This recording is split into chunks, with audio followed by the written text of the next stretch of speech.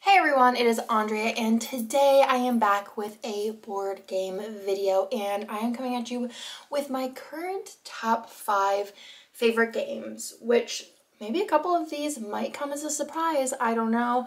But I figured this would be a good video to do periodically because my favorites do change quite often. But these ones have won a space in my heart. Some I knew I would love, and then some are kind of fun surprises. So let's go ahead and start at my number 5. My number 5 is probably the wildest of them all because I had purchased this game initially for Nick. I thought that he would really like it. He would like the theme. He would like the mechanics of it, and he does, but also I do. And I've only played this a handful of times, but it is already a favorite, and I think it's because it's something very different from a lot of games that I play, and also I think because I went into it thinking like, oh, this is gonna be fine, and then I ended up loving it, and that is Dice Thrones. And I did get the Marvel version, the 4-character box, and then I also do have, I don't think you can see it, but down here, I do have the, I think it's the, who was in the other one? Doctor Strange and Black Widow, I believe, because Hannah plays Black Widow. But this is such a fun game. It was a little bit hard to learn because I've never played a game like this where you're rolling dice and like dealing damage to other people and playing tricks and things like that. It's very take that, so if that is not your style, this will not be for you. We did play it at 4-player and we played freestyle. We didn't play like 2-on-2, and that was fun, but I do think I prefer it at 2-player.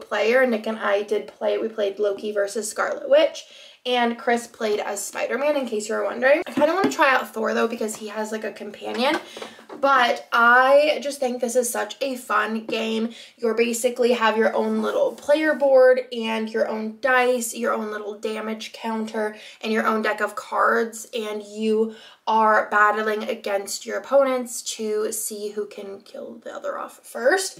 But on your board you have different defense and different attacks, and I just think it's so fun that everyone has something a little bit different. There is like a non-Marvel version of this, which I also would kind of like to get, just because every board is so different, and the Marvel ones are more based on the characters. For example, Scarlet Witch, she has a lot of like, I'm able to change people's dice, change my dice, I'm a witch, I could do witchy type things. Whereas Loki is a trickster, so he does a lot more of illusion-y type tricks where things don't always seem aren't always as they seem. Really, really love this game, and if you're not into Marvel, I'm not either, so this was super fun, even though I know nothing about Marvel. I do know the most about Scarlet Witch because I did watch WandaVision, but there is a non-Marvel version as well, and I'll try and link everything that I talk about down below. But that is my number 5 of right now. My number 4 right now is a game that was probably my first favorite game that I got, and I remember seeing this. I don't remember where I saw it. I think I just saw it from searching different games and being like, what's kind of similar? And this game popped up, and this was kind of the first love of my life. That's where we're gonna go with this, and I think it'll always be one of the loves of my life just because it kind of really got me into a lot of other games. And this may come as no surprise, but it is Tiny Towns, and Tiny Towns is so fun. I have played this one-on-one. I've played it with up to, I believe, 4 or 5 people, and I've also played it solo, which I really love the solo variant in this. I think I played it like 10 times solo in January, and it is such a fun puzzly game. So you have your own 4x4 grid, and you are filling it with resources, some that you pick and some that others pick, so sometimes you will get things that you don't want. And then by putting those resources down, you are able to build different structures. Each structure has its own mechanic and thing that it does, its own condition of sorts, and every game there will be different buildings. The only one that stays the same is the cottage, and then I think there's 6 other buildings that kind of switch out throughout. And you're placing all of your resources down, and then whenever you have one of the little formations, you can replace it with a building. And then at the end, you're scored based on the conditions on the cards, as well as negative points for spots open on the board. I just love grid coverage, resource management, and it's just so stinking good. I did go ahead and buy all of the expansions. One of them is directly behind me, and then there's some up here, but I bought the expansions and I cannot wait to play. I have heard like mixed things about the expansions. I don't think anyone like really loves them, but I just really love Tiny Towns, so I am going to be keeping this as my number 4. My number 3 is a banger. I really think that this game is a game that anyone would like and anyone can learn, and it's kind of flexible with how difficult it is. I have not played the solo variant of this, but I am very excited to. I was going to last night, but I got distracted, and this game is Cascadia, and I think Cascadia is just so fun, and again, very easy to learn, and I have not met somebody who doesn't like it. I haven't met somebody who doesn't love Cascadia. That's where we're at. So Cascadia is a game where you are creating a habitat for your ecosystem, I guess, and on the habitat tiles there is different types of terrain, and then you are laying animals on them based on the little icon as to what you could put on it. And not only are you doing that to try and create runs and, you know, pairs and things like that of the animals, but you're also trying to create the largest ecosystem connected underneath for points at the end of the game. You're picking up tiles that are laid out at random and in pairs / combos, and then also you are trying to, you know, get the conditions of the cards that will gain you more points at the end of the game. This one, again, it reminds me of Tiny Towns with you are trying to meet the conditions of the cards. The cards can change up and they are kind of at different levels. And also you are placing tiles. This one is a little less frustrating. I think Tiny Towns can get frustrating the more players you have, because you're picking one color and then 3 other people are picking colors you have to place, whereas this, you are getting a selection of 4 different options, and then also if you have any wildlife tokens, you can kind of mix and match and redraw from the bag. So this one is really fun. I really like it. I think it's super easy but very satisfying to play. Again, everyone that I know loves it, and I think that this is like also a perfect beginner game, but also if you just are into board games and you don't have it, I would get it. My number 2 is another one that I was kind of like, I don't know if I'm gonna like, but I really want to try it out because it looks super fun. I really like dinosaurs, dragons, etc. and fantasy, but I wasn't sure if I was going to write this. If I was going to like this, because it was my first roll and write that I have purchased, and I love this game. I have played it dozens of times. I have not played the solo variant because, again, I've heard mixed reviews on if people like the solo variant or not. A lot of people say it goes too quickly and that it kind of like takes away from the dungeon crawler effect. And this is Dungeons, Dice, and Danger, the first roll and write that I have ever played / purchased. And we actually took sheets of this, pencils, and the dice on the plane to Disney, and we played it like 5 times or something crazy. I have played all the maps. It does come with 4 different maps, and I am just so obsessed with this. So the name of the game of this is you are dungeon crawling and trying to defeat, trying to defeat, well, I guess there are some dragons and dinosaurs too. So lots of different little creatures. There's even some like weird little creatures like wolves and like evil looking bunnies and things like that. And also they're always, if you look at the art in the background, they're always eating donuts in the art. It's really funny. But basically you're rolling dice, and out of the selection of dice, you have to choose 2, add them together, and then color in those boxes. And then if you are the roller, you also get to use a 5th die.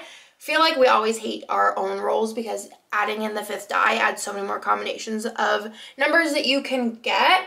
But we really like this. None of us have ever like died while playing it, but it's just such a good game. It's so easy. It's so satisfying, and I think that this takes around like 45 minutes to play one game because we were able to play 2 games exactly on our flights, and it's a great game for travel because of that. We just took a dice roller and it was super easy and put it on a little pencil case. But I love this game. If you have any roll and write recommendations that you think I might like based on this, let me know in the comments down below. But this is just such a satisfying game, and I have played it over and over again, and I will continue to play it over and over again, and probably will even repurchase to get more sheets of it eventually because it is a favorite for sure. And then last but not least, this is like my baby. This is my everything, and this is everyone's everything. We all love this game. When I say all, it means the game group. So we have Hannah, Nick, and Chris, and then there's me. We love this game. We all, like, I'm getting chills thinking about it because it is our first campaign game, and it's just a banger. Like, we all look forward to it. We all are like, all like like what's gonna happen next, and I'm very excited to get into Artisans of Splendid Vale with them. And then we're also going to be playing Gloomhaven, and then Nick and I are going to be playing Gloomhaven Jaws of Lion, because I've heard that that's best at 2-player, and also they're going to play that separately too, which I think it's on sale on Amazon right now for like $24 if you're looking for a campaign game. That's a great deal for Gloomhaven Jaws of Lion. I think also maybe Target has it on sale, but we love the idea of campaign games, and I think because how much I like this, and we love the aspect of like what's going to happen next, I think we're gonna love like all campaign games, so I can't wait to get into those. I know we're gonna be playing Gloomhaven for like 17 years, but it's gonna be so good. But this is the current campaign game that we're playing, and we love it so much. It's so easy. Anyone can play this. Anyone can understand the directions of this. I feel like even like teenagers, this would be great for. My City, y'all, My City. And they do sell this actually at Target. Like I've seen it, the physical copy at Target. And this is a banger and a half, y'all. This is all of my favorite things. So we have tile placement. It has almost like a bingo aspect where you have a stack of cards and you're flipping them over, and then you have to place that tile. So almost like Tetris. And then there's also, again, lots of conditions. These ones are pretty like standard and don't change throughout. I don't want to spoil anything because there's a lot of really fun things that happen. But after you play it as the campaign game, you can continue playing it. So it's not like you play it once and then it's done. You flip the boards over and there is a standard, you could play anytime type game. But this is the campaign game, and you,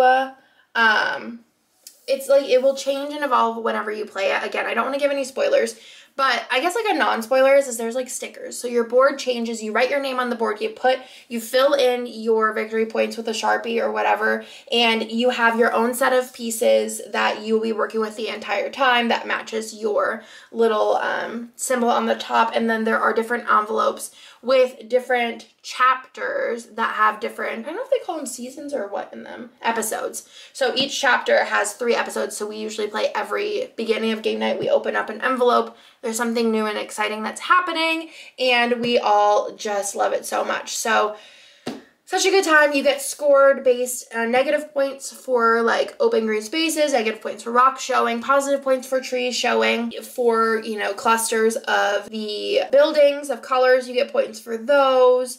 If you decide that you don't want to use use a piece that's laid out, you get a negative point. So it's really fun. I love it a lot. I can see myself even buying this like whenever the kids get older and doing like in 10 years doing a whole new campaign with them. But I am obsessed. They are releasing, it's up for pre-order, I already pre-ordered it, is My Island, which instead of having like Tetris looking pieces, it has hexagons, which I think is really fun. I don't know like what other conditions obviously there will be, but I'm assuming it's similar with these envelopes, but it's called My Island. And then they're also coming out with My City Roll and Draw, I believe it's called. And I already pre-ordered that as well, and that is going to be, it actually does have like a campaign to it as well. Short one like this. Very consumable. I feel like realistically, if we would have hammered down, I think we could have finished this in one full 5-hour game night. But kind of like spacing out something for us to look forward to. And when we finish this, that's when we're starting the other ones.